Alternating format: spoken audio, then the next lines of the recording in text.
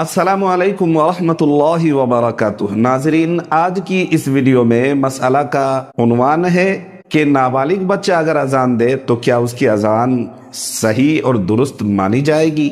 इसी तरह अगर दाढ़ी मुंडवाए हुए शख्स, दाढ़ी कटवाने वाला नौजवान या आदमी कोई अजान देता है तो शरई नुक्ते नजर से क्या अब उसकी अजान मोतबर मानी जाएगी। इल्ला ये है कि फिर इस सूरत में अजान का इआदा जरूरी है या दी गई अजान भी जो है ना उससे भी काम चल सकता है। तो इन तमाम बातों का इंशाअल्लाह जवाब अर्ज करूंगा।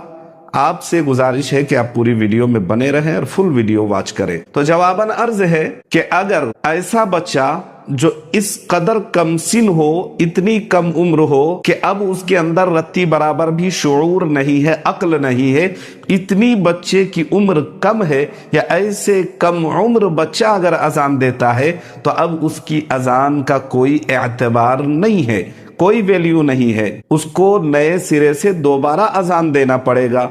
मगर अगर बच्चा नाबालिग जरूर है लेकिन शऊर वाला है, यह है कि अगर 13-14 साल का बच्चा अजान दे रहा है, शऊर है, पता है कि भाई अजान क्या है, ये शाइर इस्लाम में से है, अजान की जो है ना बड़ी अहम हैसियत है शरीयत के अंदर, नमाज से पहले अजान की बड़ी फजीलत और फौकियत की अहमियत के हामिल है अजान।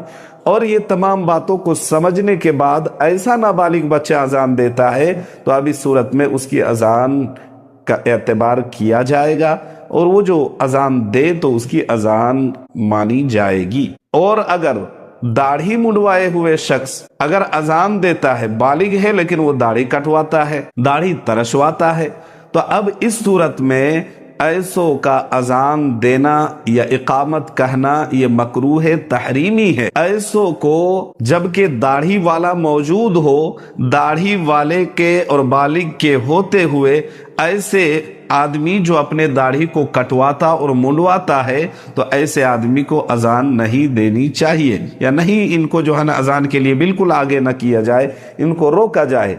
लेकिन अगर दाढ़ी मुंडवाने वाला अजान दे दे तो अब उसकी अजान को इआदा करना जरूरी नहीं है, लौटाना जरूरी नहीं है, उसी से भी नमाज भी पढ़ी जा सकती है। वल्लाहु आलमु बिस्सवाब।